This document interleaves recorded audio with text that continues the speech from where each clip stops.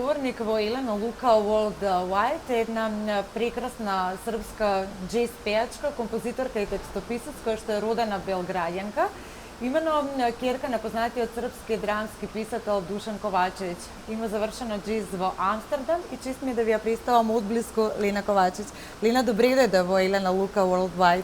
Iako sme nije vo Belgrad. Bolje vas našli. Ja ću da pričam, znači ovako, mi se sve razumemo, mi smo kao kod kuće. Da, apsolutno. Drago mi je što odvoji vreme da napravim jedno kratko intervju i malko poveke da zapoznajem makedonskата publika sa tvojata работа.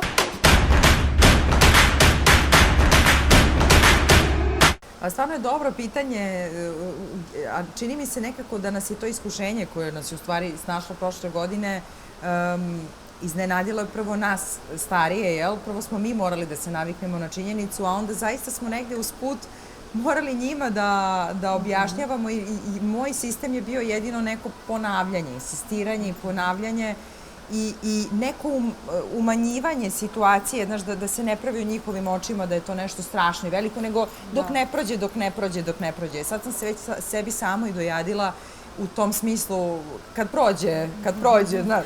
I to te prašanje, a koga vi kake projde? Da, stalno im se ponavlja i jednostavno, koliko god to zvučalo strašno, imam utisak da su se i oni navikli na tu činjenicu da je to jednostavno nešto što trenutno traje i nekako oni su i tako sprovode sve te mere kako treba. Moj sin stariji ide u drugi razred osnovne škole, oni tako normalno stavljaju maske i tako normalno pakuje maske u svoj ranac da me negde i duša voli. A mlađi je još uvek u vrtiću i oni su tu dosta onako slobodniji, ali je morao da prihvati da ne viđamo moje roditelje koliko želi i tako dalje. To nam je iskreno govoreći najteže palo, da. To je najteško, vidjeti se odtugivno od ljudi, što je najteško i pogotovo od najbližih. Tako je, najmanje pranje ruku i higijena, ali taj osjećaj dodira i neke bliskosti je problem.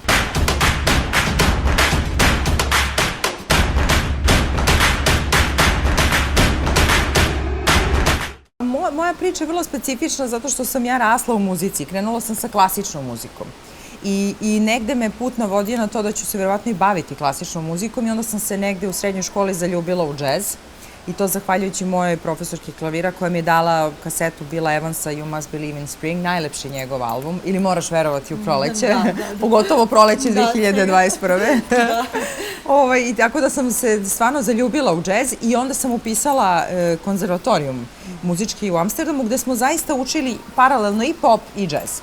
Kada je došlo vreme u stvari da snimam neku svoju muziku, nisam poznavala autore koji su nekako poznavali moj senzibilitet i obzirom da mi je ukus vrlo specifičan, nisu mi odgovarale pesme koje su mi se nudile i nekako sam krenula sa obradama i to je već bilo specifično. Tako da hoću da kažem za mlade ljude, meni je uvek savet da nađu neki ključić, nešto što je interesantno i možda malo drugačije. Ja sam već posle prvog albuma kroz godinu dana mnogo svirala i festivale i za velike kompanije i evente jer nam je repertoar bio specifičan.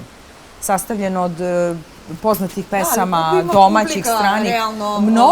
Mnogo, zaista. Mi smo imali, evo tu je moja saradnica Jasmina Krstić, mi smo radili prvi koncert veći 2013. u Domu sindikata. Imali smo pun Dom sindikata, to je bilo zapravo tek pošto je izašao drugi album, početak te godine.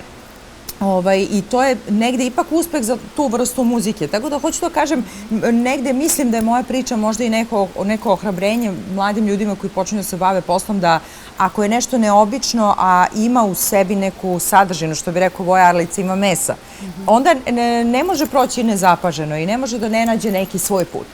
Ali je trebalo vremena da sretnem u stvari posle neke autore koji će razumeti moj senzibilitet. Da. Vrlo su važne radio stanice. Problem sa džez muzikom je što vi nemate u stvari radio stanice gde ćete emitovati. Tako je, da.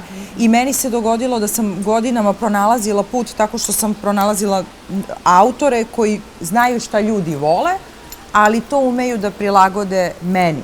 I tako se desio Kafe, tako su se desile neke druge kasnije pesme koje su, da kažemo, više primenjene radio stanicama, radio formatu.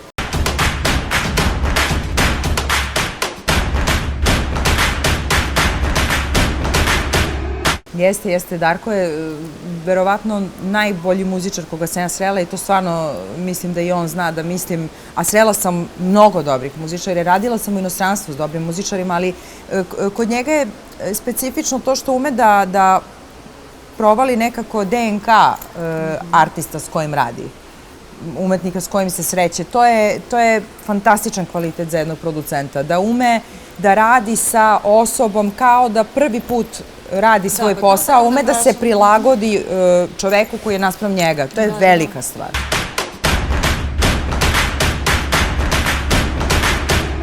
Da, mi smo počeli da radimo još 2016. zapravo kroz Magic Records i sa Vladimirom Danilovićem koji je moj producent godinama i koji je negde čovek onako iz senke, koji je i Darkovi moj prijatelj i napravio se jedan mnogo lep tim koji dobro diše zajedno i to je ono što je lepo. Evo sad smo ponovili saradnju sa Eminom Jahović za novi singl Crni leptir, tako da već smo radile i na kafeu.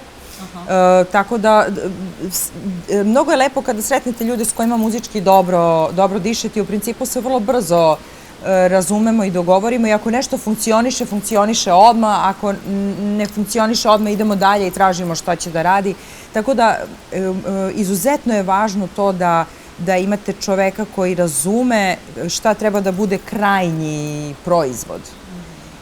Često producenti nemaju tu vrstu vizije kako nešto na kraju treba da izgleda. Čovek koji ima kao u svakom poslu, kao moj otac u filmu, on zna kako taj proizvod treba da izgleda na kraju i tako je finalan, on ga vidi kao takvo i u stanju je da pravi proces tako da do te svoje vizije dođe. To je umetnost, to je stvarno umetnost, da.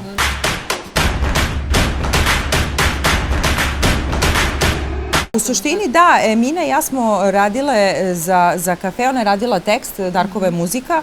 Sada smo imali jedan singl i čekao je nas duet, tako da Emina i ja zapravo imamo jedan divan duet koji treba... To je interesna spojka. Da, treba da izađe vrlo brzo. To je zapravo u okviru njenog albuma gde su sve dueti i Darko je takođe tu njena desna ruka i glavni čovek, tako da je božanstven projekat i drago mi je da sam među sasvim različitim umetnicima i to mi se sviđa. Da, ali promene su u okviru mog senzibiliteta. Ne bih nikad pravila kompromis i promenu, da, nešto u čemu se ja ne osjećam udobno. Muzika koju sad snimam, najblaže rečeno je muzika koju ja volim da slušam. Dakle, nikad ne bih mogla praviti nešto što na kraju...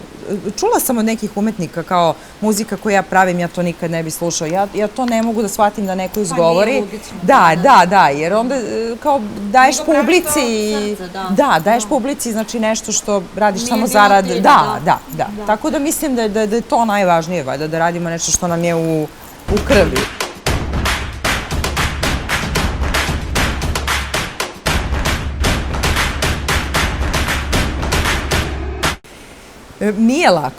Nije lako, ali vidiš, on kaže nije loše biti čovek, da. Na kraju krajeva, mnogo sam srećna što sam deo tog projekta, zaista njegovi filmovi su, da kažemo, svaki na svoj način specifični i posebni, ali mislim da je ovo kao da je njegov prvi film, zato što po žanru nemamo ništa slično od njega. Imamo dramu i komediju, ok, to je u većini njegovih filmova, imamo i dramu i komediju, ali sad imamo i horor. Tako da je to, ali je simpatično zato što je pomalo i komičan horor, ali je ipak jedna nova primesa i to je ono što mi se mnogo dopada. Imamo onako što se kaže Barcelona tim glumaca, ja sam imala ulogu muzičarke, tako da nemam puno replika, nemam zaista neku glumačku ulogu, ali sam veliki deo filma zahvaljujući muzici i zahvaljujući činjenici da je film u stvari nalik mjuziklu. Tako da mislim da će ljudi stvarno da uživaju, jer pored vrhunskih glumaca, njih je tu skoro 30-ak, onako A ekipe, imamo jednu vrlo dobru i specifičnu priču koja mislim da nije do sada nikad obrađivana, ne na našem nivou, nego na svetskom nivou. Tako da se radujemo, oni zapravo čekaju premijeru u odnosu na neke strane festivale. Pa se nadam da se vidimo i u Makedoniji.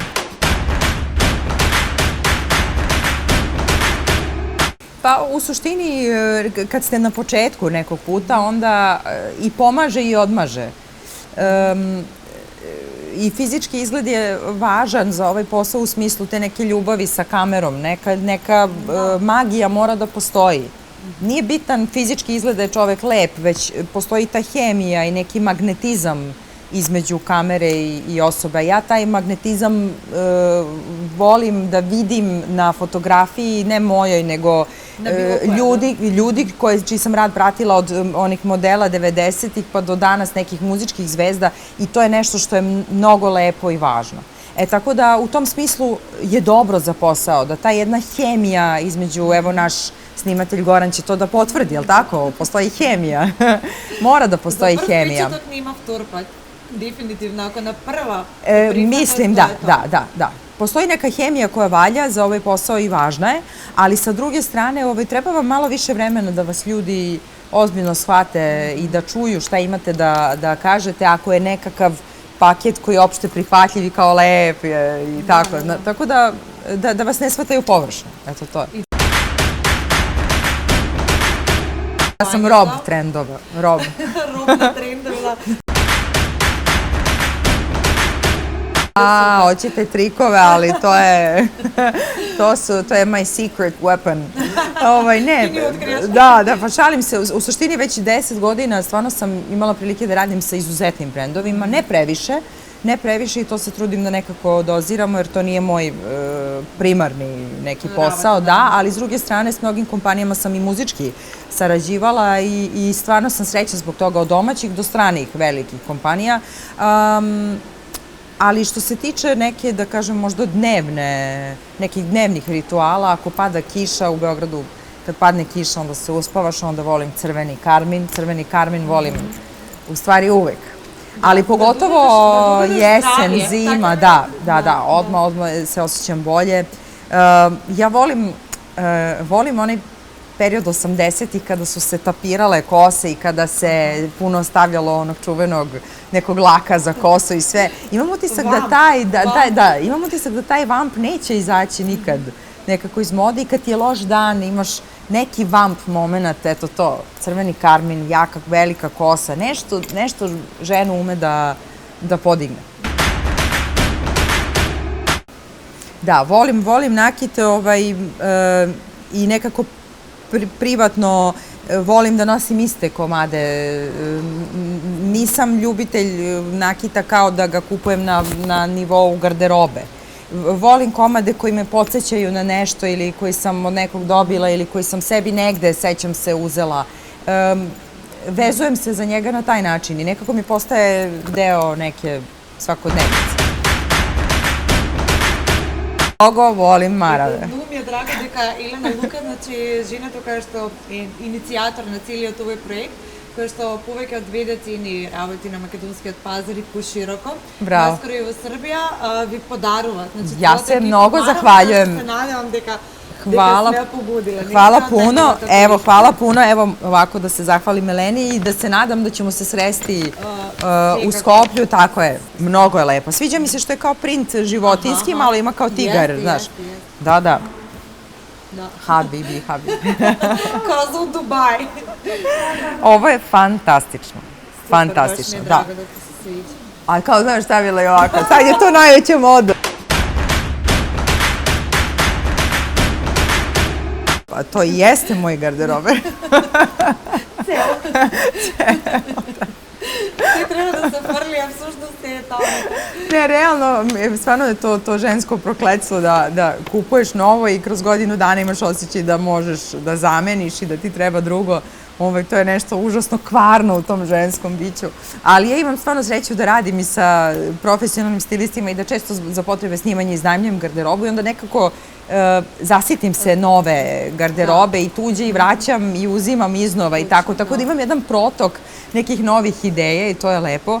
Ali privatno, u stvari, šalu na stranu, volim, najveći sam rob kaputa.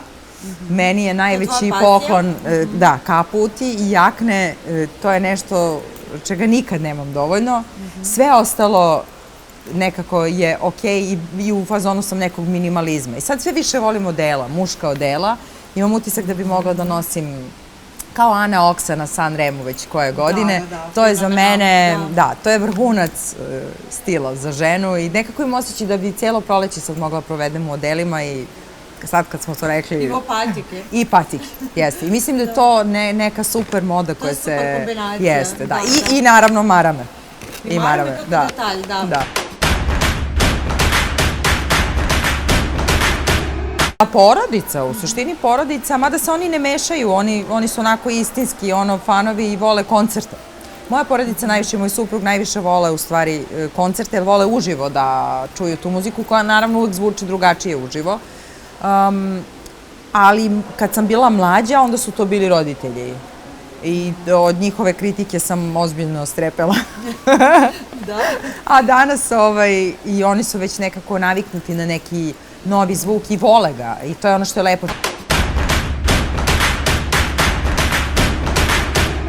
Pa sad normalno već. Mislim, ja sam rasla u kući gde sam oca stalno gledala na televiziji i nije mi to predstavljalo, da, nije mi to posle nekog vremena predstavljalo ništa spektakularno i nismo više čekali kao posle dnevnika ide tatin intervju, mi idemo svi napolje. Izgubi se to je samo posao i tako da ja volim da se to ne mistifikuje i ne pridaje se tome neki nenormalan značaj.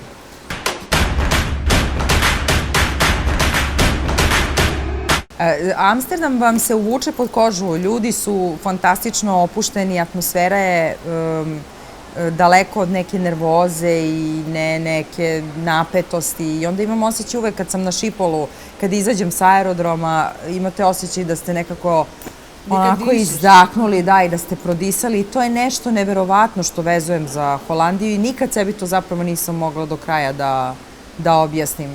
Nešto postoji u tonusu što je jako dobro i nekako relaksirajuće za ljude i svi koji su mi dolazili u gosta, stvarno sam gostila ljudi, jedva čekala da mi ljudi dođu odavde i prijateljice i drugovi i familije i svi su uvek imali identičan osjećaj, ali ne mogu to je onaj neki X faktor, a nije vezan ni za kakve nedozvoljene supstance. Da se opuste. Da. Lila, te očekujem v Skopje naskoro i drago mi je što u dve vreme da porazgovaram. Hvala vam puno. I se nadam da kako noć kad se završi korona i da će Bog, da te slušnemo uživo na nekaj Da će Bog, to bi bilo najbolje. Mnogo mi je drago što odvojimo ovakav vreme za upušten razgovor i ti posakam mnogo uspeh. Hvala puno takođe, vidimo se. Ti blagodar.